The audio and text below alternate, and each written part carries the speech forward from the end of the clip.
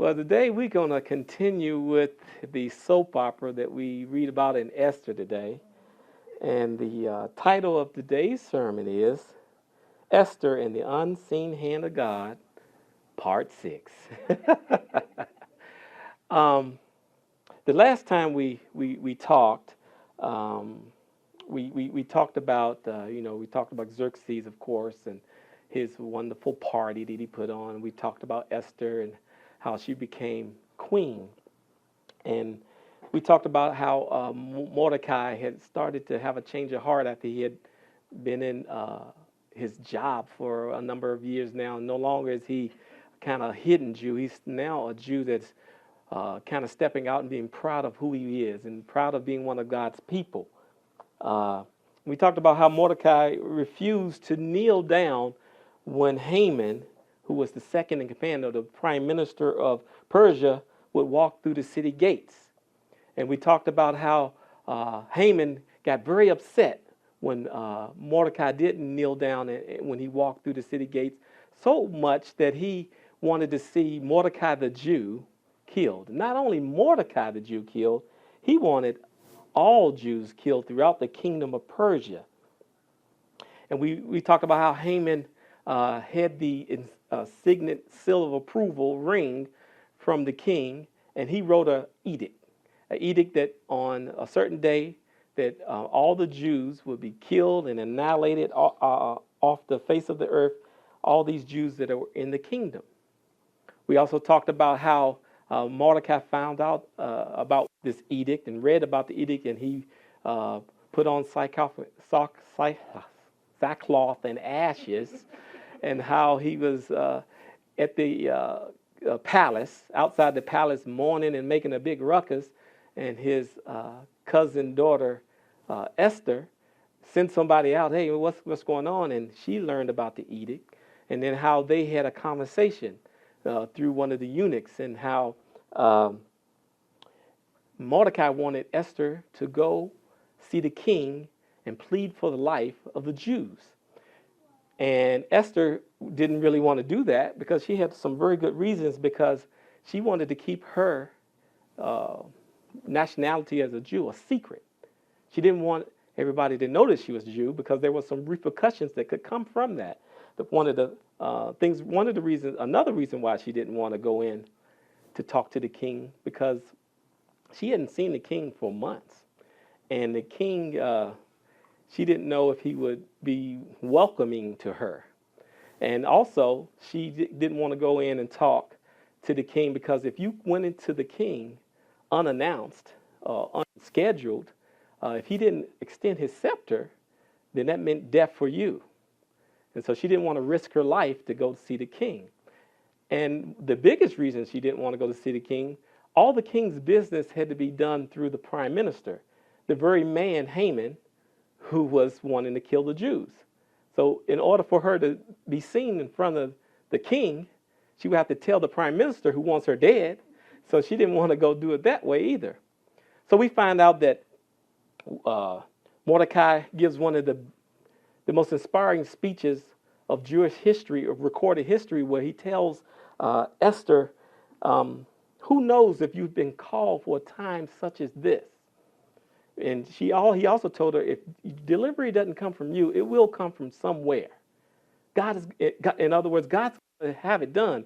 Either you can be a part of the plan or not. And so we saw a change in heart in Esther, and how she changed and wanted to say, you know what? I'm going to talk to the king, and if I die, I die. And so we went on and talked about how when Esther went into the king unannounced, the king extended his scepter. She touched the scepter, and he had something to hear. Esther, what do you want?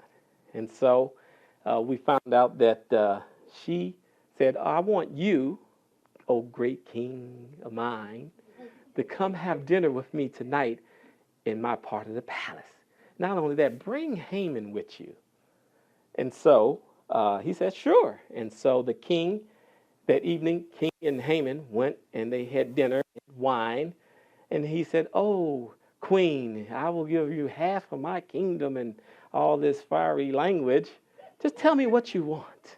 And she said, oh, great king, I just want you to come back tomorrow and have dinner again, with you and Haman both. I want to prepare a banquet for you. And he said, okay. And so we see that Haman, after having this wonderful meal with the king and queen, there was nobody else there. He was so happy and joyous as he left the palace, so excited and joyful. And as he walked through the king's gate, he saw that old Haman. He saw Mordecai the Jew. Mordecai the Jew. I hate that Mordecai. And he was so upset, he forgot about the great time he had just had with the king and queen, and he just wanted them dead. So he went on home, and he went home to tell his wife and family and friends what a wonderful opportunity he had to have dinner with the king and queen all by himself. He started to brag about how many sons he had, how many possessions he had, how much power he was. He's second in command, and all the king's men, he was one of the best in Persia. I'm the second in command. I'm this. Me is all about me. I want you to know more about me. It's always been all about me. And so he's so happy with that. But then he thought about that Mordecai the Jew and how he never knelt down when I walked through the city gates like everybody else. I can't stand him, and he's upset. He's fiery, mad. And his wife and friends came up with this bright idea. Hey, why don't you talk to the king and have Mordecai impaled on a stake? He said, well, that is a great idea. I wanted him out of my life, so tomorrow morning what I'll do, I'll go in and talk to the king and petition to have Mordecai, the Jew, impaled on a stake. And so he's all happy about that. Matter of fact, he's so confident in himself, he starts to build the stake or the platform to have Mordecai impaled on it. And he's happy because tomorrow morning, I'm going to the king, tell him about Mordecai, we'll get rid of him, and then later on that evening, I'm going to have dinner with the king and queen. With the king and the queen, things couldn't be better for me. It's all about me. But unbeknownst to him, that night, the king had a sleepless night. God has kind of gave the king some insomnia. He couldn't sleep a wink. So he gets up and he calls his attendants and say, go get the records of the kingdom and just read them to me. And the attendants, they go get the records. They start reading, and lo and behold, they start reading at a point where Mordecai the Jew has saved the king's life from a plot. And the king said, well, have we ever did anything for this guy? Have we ever did anything to reward him for being a benefactor, for being an important person in the kingdom and saving the king's life? The attendant says, no, we never did anything for him. King said, how about that? So that morning, Haman comes in to work at the palace. He's so happy. He's getting ready to talk to the king and let him know, hey, we need to get rid of this Jew, Mordecai. But before Mordecai could make his petition, the king says something that's very interesting. He says, what shall the king do for a man? Let me read it here because it's... he said, what should the king do for the man the king delights to honor? And Haman said, he can't be talking about anybody but me. It's all about me. Me. It's always been about me. He said, well, and you could tell that Haman had thought about this a long time before he even got that question. Because Haman had everything. He had 10 sons. He had riches. And he was second in command. The only thing he didn't have is he wasn't king. So what did he come up with? He said, King, this is what I would think you should do for that man.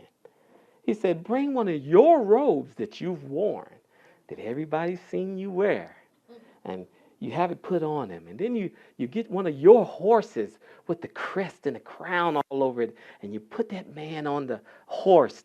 And then you take somebody who's prominent in the kingdom, somebody who's very important, and you let them lead him around the city with your robe and on your horse and say, this is what we do for the man that delights the king. Just walk him around the city all day long and just let everybody know that this is what we do for the man that delights in the king. Then the king wants to honor. And so the king said, wow, Haman, that is a great idea. I want you to go do that for Mordecai the Jew. Oh, it was just so yummy to have that happen. And Haman, he did it. He put the robe on him and he put the crown and all of the horse and walked around the city all day long. And he is so hurt, humiliated, and embarrassed. And he's so mad. He hates Mordecai and he had to lead him around all day. He said, I cannot believe this. He goes home and he tells his wife and his friends and family this story, this humiliated thing that happened to him. He said, this is awful. And they said, hey, man, they was like, now you know you can't kill Mordecai the Jew on that platform, on that stake. You can't do that. You got to abandon that plan now. And just about the time Haman finishes telling the story, the king's eunuchs arrive at the door and say, Haman, it's time to go have dinner with the king and queen. And that brings us to where we are today in chapter 7. So let's look at verse 1, chapter 7. So the king and Haman went to the queen's banquet, and as they were drinking wine on the second day, the king again asked Queen Esther, what is your petition? It will be given to you. What is your request?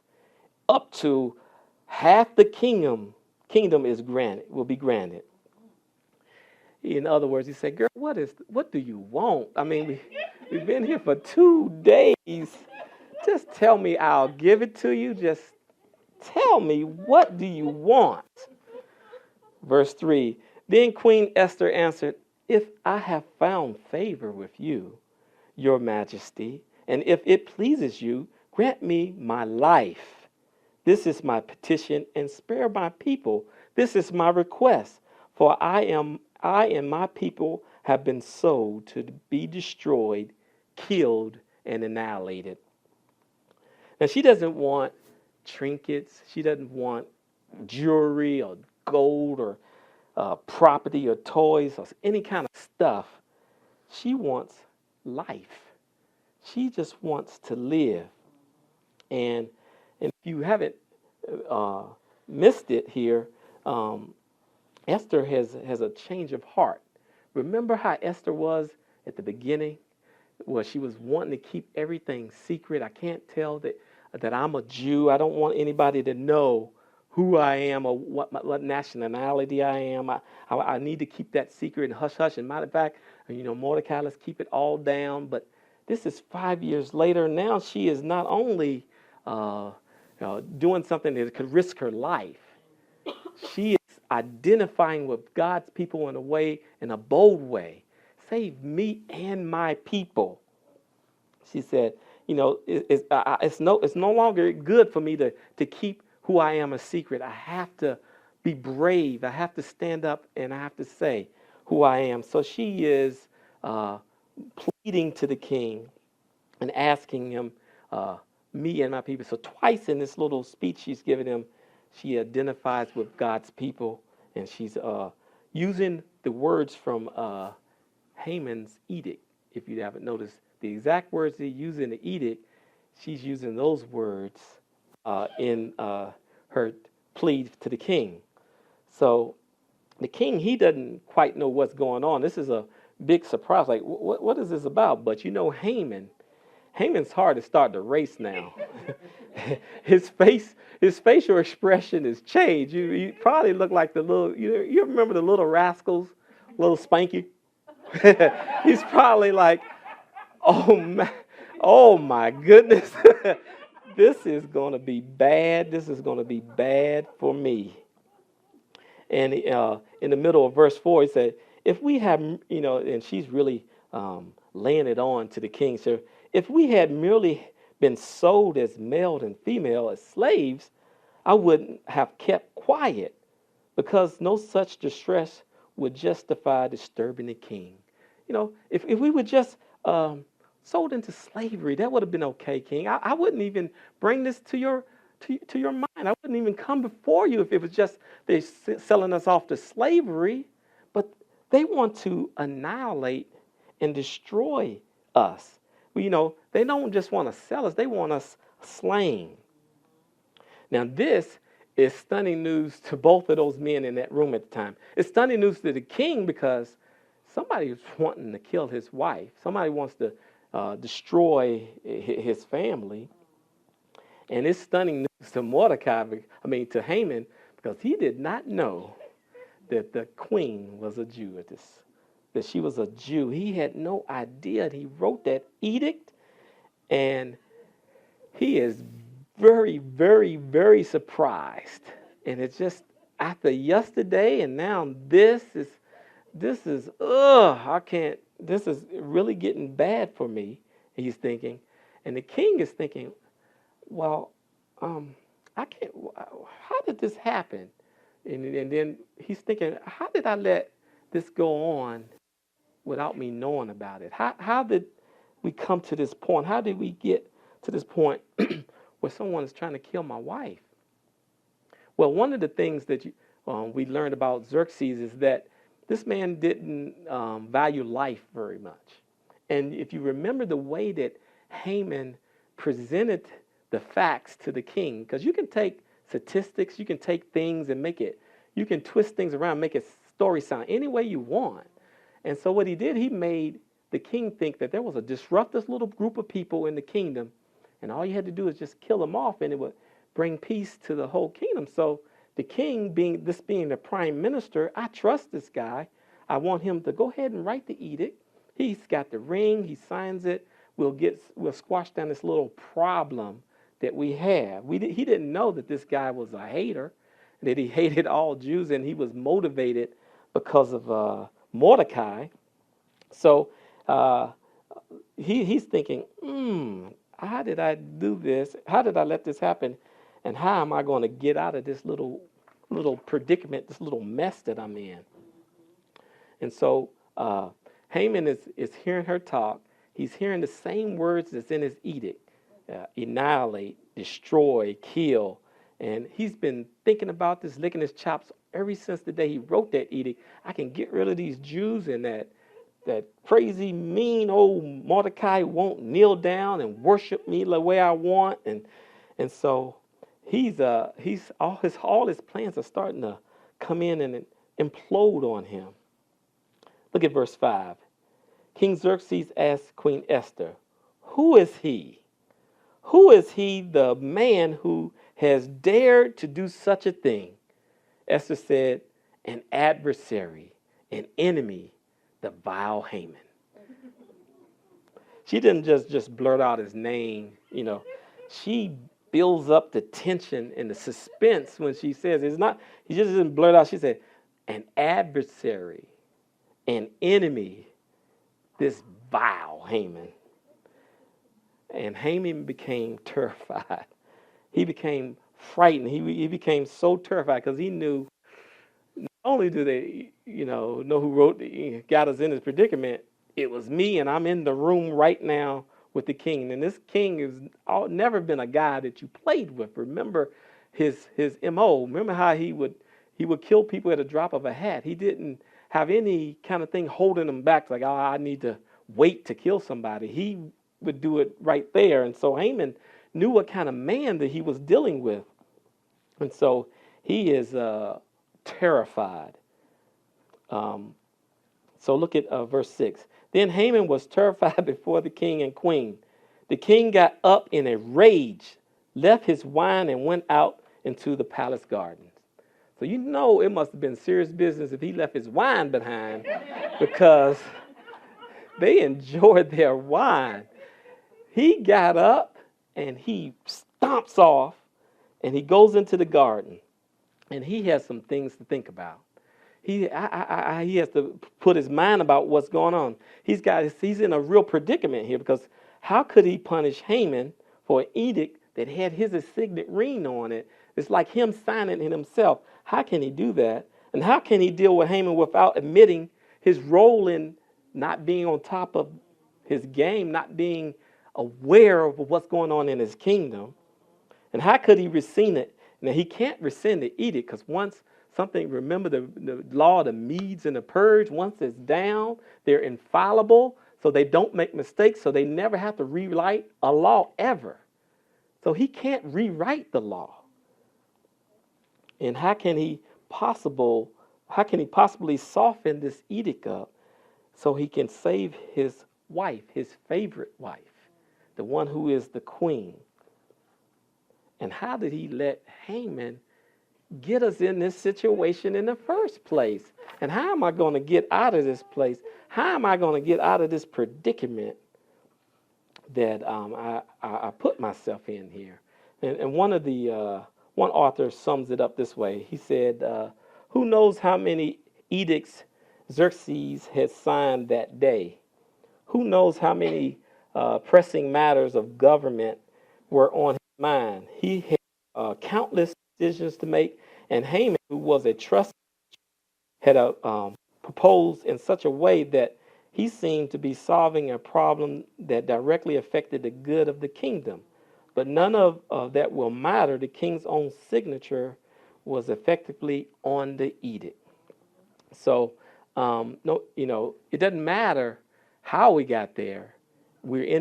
He's in this big mess, but he's about to be helped out a little bit by Haman.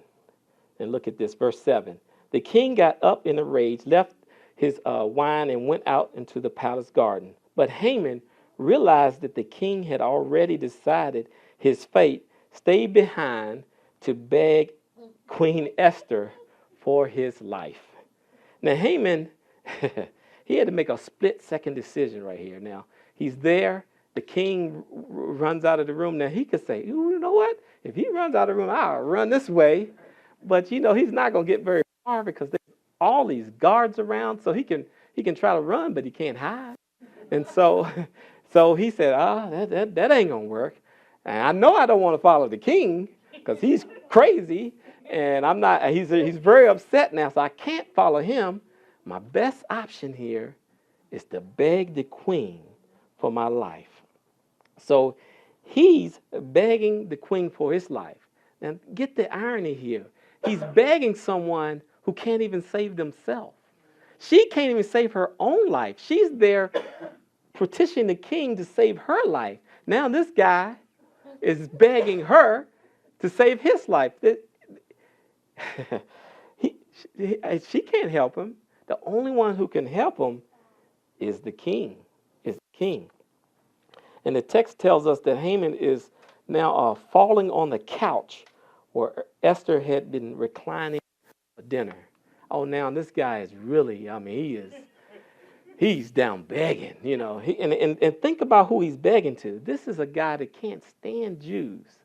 If you know anything about Haman's history, his historical history, nobody in his line could stand the Jews. They've had countless interaction with the Jews over centuries, how they hated each other and how they fought and killed each other, and how his grandfather had problems with the Jews. And so he can't stand the Jews. And now this man is down, leaning on where she's reclining, begging for his life to a Jewish woman, no doubt. Not only a Jew, but a Jewish woman. He had no respect for any of them. And now he's begging for his life for this woman, this Jew. And he's thinking to himself, how did I get here? I am Haman. I'm prime minister. I have 10 sons. I'm rich. I got all these possessions, and I'm in front of this Jewish woman begging for my life. You could tell that he probably went from being afraid to just being angry at her and just who she was. And he's probably getting aggressive. And he fell down on the couch begging for his life, but I believe he's starting getting aggressive in the way that he's approaching the queen. Let's look at verse 8. Just as the king returned from the palace garden to the banquet hall. Haman was falling on the couch where Esther was reclining. The king examined and said, "Will he even molest the queen while she is with me in the house?" This guy's got a lot of gall. I mean, he must have been in a threatening position when the king came back into the room. He may be even touching the queen. Now, if you know anything about Persian law, there's a couple things you need to know. And I'm about to tell you. One of the things is that you have to stay at least 7 paces behind uh, the king's anybody in the king's family, the royal family. You can't if you go, you have to be 7 paces behind them. You can't just be up close to them. And if you touched anybody in the king's harem, that was an act immediately for death. Nobody could touch, no man, unless you was a eunuch, of course, could touch anybody in the king's harem. So Haman is leaning on her couch, so he's on the same couch as her. And he's probably gotten a lot aggressive because when the king came in, he's thinking he's going to molest the queen. So he most likely have started to touch her while she's on the couch. And the king is about to lose it. And so the king comes in and he's saying, "Are you kidding me? Are you kidding me? This guy's going to molest my wife while I'm still here."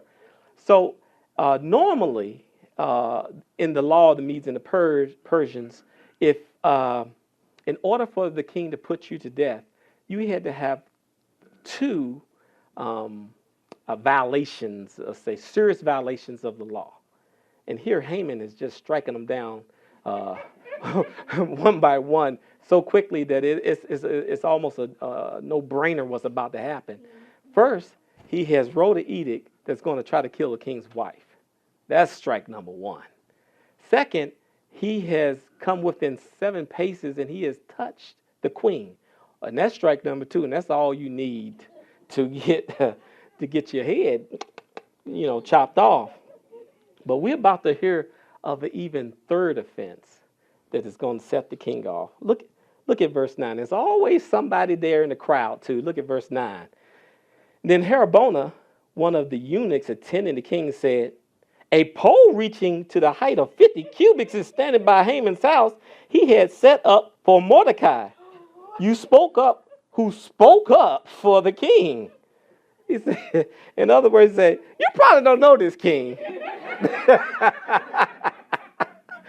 But Haman has a 50-foot pole set up right outside of his house that he's going to kill the guy who you just rewarded and had walk around. You honored all day yesterday. He's going to impale him on a pole right there in the house. It's set up. You can see it from here. Look out the window, king. You can see it. You can see it.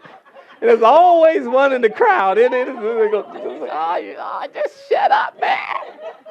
It just went from bad to worse to really bad. Oh, boy, oh, boy. There's always one in it. And so then Jeroboam, one of the eunuchs attending the king, said, "A pole reaching a height of 50 cubits standing by Haman's house has set up for Mordecai, who spoke up for you, the king." The king said, "Impale him on it." So they impaled on the pole, and he had set up for Mordecai. Now, I missed a verse here. I wanted you to see where they put a hood. Before they took him out, they put a hood on his head. And one of the things about the Persians, they would when they put a hood on your head, they're saying you're not fit to look on anything else. And not only that, no one's fit to look at your face anymore. They put the hood on him and they let him out, and they impaled him on the very stake that he wanted Mordecai to be impaled on. And then the king's fury subsided. Now, some people may say, well, this is an amazing event that's kind of ironic. But you and I, who kind of understand and can see the hand of God in people's lives, we say this is God's providence. This is God's unseen hand working out events in this life. There's just too many circumstantial situations for this to come about. We see God's hand because we have an eye to see what God is doing in people's life. And just at the right time when they needed it, God came through and reversed the fortunes, or reversed the way things was going. You know, uh, in my life, I had an event that happened in my life that made me think a lot about these events that happened in the Book of Esther. Um, when a few years ago, I had a job that I enjoyed. I enjoyed the people on my team. I had a great team leader. Had a wonderful relationship with the boss of my boss. Things were peachy and great. And then they came to me and say, "Hey, we need some help in another department. Are you willing to go out and help?" And I said, "Sure, sure, I'll be willing to go and help the other department." And so they say, "Yeah, you can sit here half the day, you can sit there half the day." And then what happened was they say, "Oh, move your desk over there all day." And now you're a part of this department. Well, in that department, they had a reputation for people being let go, being fired, being let go continuously. And there was a man in that group who would seek ways to have people fired. And he was a person that no one could really understand why he was even still at the company for so long. I mean, he caused trouble no matter where he went. He was a troublemaker. He stirred up things, and people people would get fired. They have these big discussions, and he would do things that would just uproot the unity of the department. And I knew I was going into that, and I also knew that this particular guy, he had a relationship with my boss's boss's boss. Uh, he had a relationship with him that seemed to be like Teflon. No matter what he did, he never got reprimanded in any kind of serious way. And I knew I was going in a situation that was going to be very problematic for me in my career at my job. So I went over there and started working, and I'm working diligently. I'm doing all I know to do to maintain the other job and maintain these new things, and I'm just working, and and I get called into my boss's office, my boss's office, and he was saying, "Well, I know there's you're having trouble," and I say, "Well, no, I'm not having trouble. Yeah, you're having trouble, and I want you to know that you need to do better. You can do better, and I need you to do better." I'm like, I don't know where this is coming from. And I've had, other times, different bosses come in and saying, you need to try harder, do better, or, and I'm thinking, what's going on? I don't know why I'm in the situation I'm in.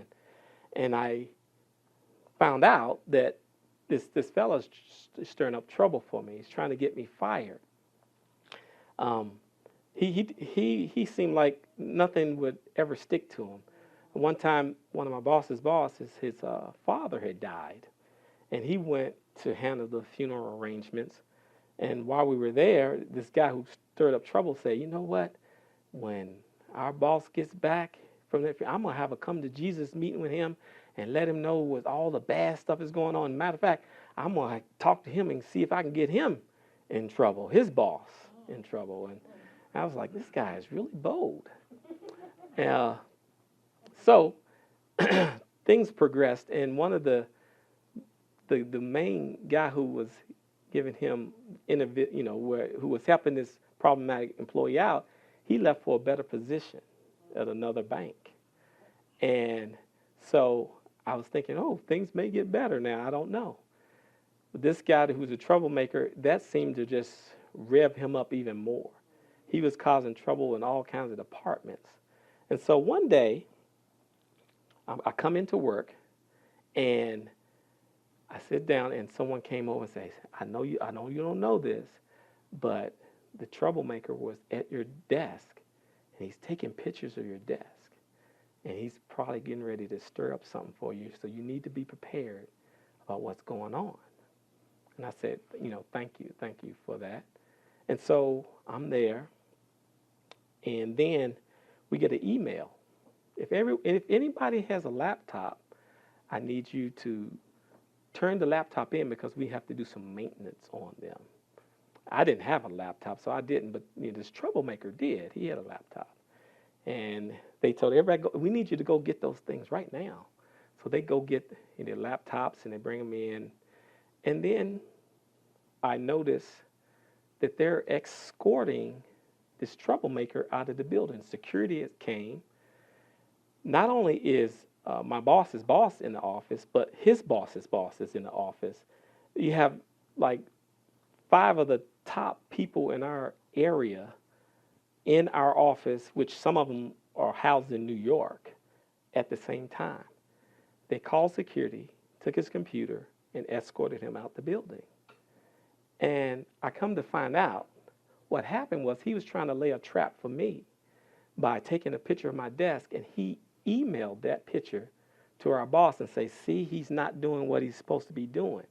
But that is a violation of company policy to take a picture of confidential information and distribute it on the internet. And so he was like Haman. He got impaled on his own pole. And I go into that to say that the unseen hand God is there. They're all around us all the time. And there's things that God allows to happen in our life. Sometimes we go through trouble and we just don't know why. We go through struggle because God has a different focus in mind than we have. God is not in the business of trying to make us comfortable, but he's trying to conform us into the image of Jesus Christ. And sometimes you have to go through fire. You have to go through trouble in order to become something special at the end. If you ever seen a potter working with something, work with clay, they mold and they work on clay. They push it and shape it, and then they put it in the fire. And when it comes out of the fire, it's a piece of art. It's beautiful. But that's what God is doing in our lives. Sometimes we go through trouble. We don't know why. Oh, I don't know why I was in that department. I don't know why I was being persecuted and troubled. But God knew why. Because he's trying to tell me something. He let me know at that time, Troy, I got your back. I love you. I got your back. I'm trying to help you be a better person. Because through that event, now people knew that I loved God in the office. But through that event, because I had not defamed that fella, I didn't talk bad about that guy behind his back. I said, well, I want the best for him. I want him to. My prayers for him was that he would someday find a close relationship with Jesus Christ, because I knew that is the only true answer for that young man in his life. And I would pray that prayer for him often because I knew he needed that. And so people saw the way I interacted with them, and it did something for them. They said, this guy is legitimate. He legitimately loves God, and they have a newfound respect for me. Now it opened up a door opportunity for evangelism and talking and sharing and being able to express what God is doing in my life and what I could see that he was doing in other people's lives. That door opened up because of that particular fella doing what he did to me. So sometimes God has bigger things in mind. He's trying to stretch us and make us better. He's not trying to make us comfortable. He's not trying to make us comfortable. So sometimes he puts us through great difficulty. Great difficulty. But one of the things I want us to learn from the book of Esther is just because God is not on a mountaintop shouting, I'm here, I'm here, I'm here, that doesn't mean he's not beside you, walking with you every step of the way. God doesn't have to have a bullhorn telling you he's there. You know and trust what you know.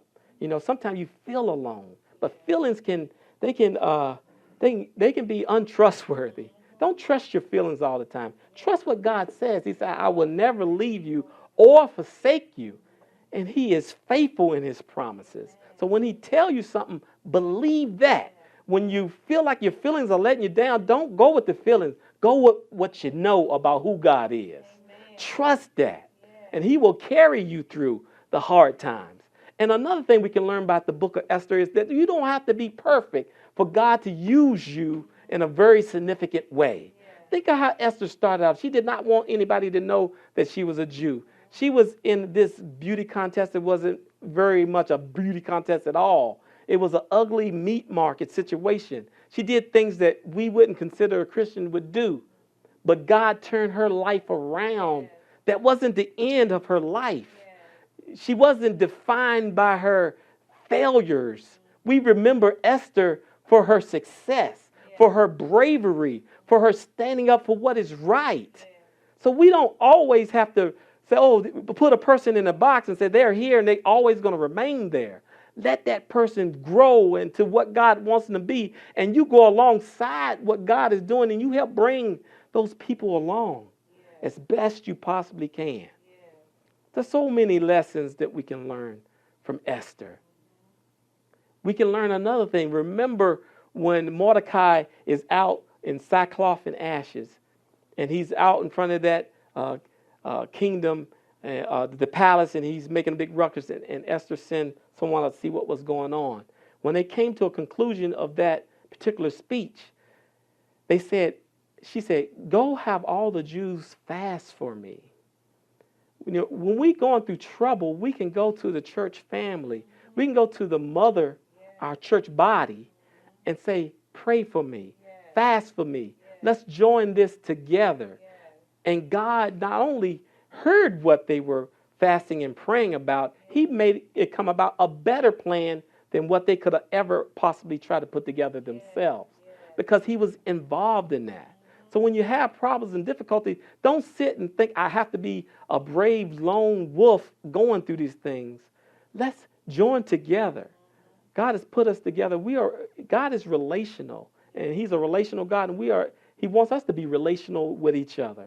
So when we go through things, put your shame aside and say, hey, I need someone to pray for me. I need some help. And let's join together. So there's so many things we can learn from the book of Esther. Please bow your heads. Dear God, thank you so very much for just the beauty of who you are. God, you are faithful. You love us through our troubles. You love us through our good times. You love us and come alongside us no matter what we're going through. God, sometimes when we're going through troubled times, we don't see the reasoning why. We don't see a light at the end of the tunnel. We just see the problems that are right at hand. But God, help us not to feel down on those feelings, but to trust in you, the God who's made a promise that you would never forsake us, never leave us. Let us remember that in times of trouble. Let us depend upon that. Let us rest in that, God. We know that you are loving and faithful, God, but help us to remember that in our times of pain, in our times of sorrow and trial and trouble. So thank you, God, for all you do. We thank you for deliverance that we've had in this short period of time in our life. But we know that you're going to give us a bigger deliverance through your Son, Jesus Christ. We have been promised that we will be co-heirs with him in the kingdom of God. So thank you, God, for that wonderful, lavish gift that you're giving us through your Son, Jesus. Help us to realize that we have the power of Jesus with us every day, that he loves us and he loves the people that we love, and he loves the people that we don't like so much. Be with us all, Lord. Help us to be a bright, shining light in this dark world. Help us to be salt that gives flavor to a bland and ugly world as well. So we thank you. We ask your blessing on us continually, and help us to be a light to the world so they may too one day say that you are their Lord and Savior, and they love you with all their heart and all their might. In Jesus' name we pray. Amen.